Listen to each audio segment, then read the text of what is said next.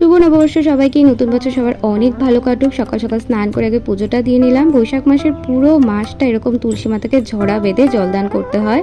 নববর্ষের সকালে এটা ছিল আমার নতুন জামা, যেটা আমাকে মা দিয়েছে। আর জামা পরতে আমার ভীষণ ভালো লাগে, আর এত সুন্দর ফুলের কাজ করা ছিল। তারপর একটু স্কিন কেয়ারটা করে নিলাম, আর চুলটাকে আমি নর্মাল হাওয়াতে শুকাতেই ভীষণ পছন্দ করি। তারপর নিজের জন্য একটু চা বানাচ্ছিলাম।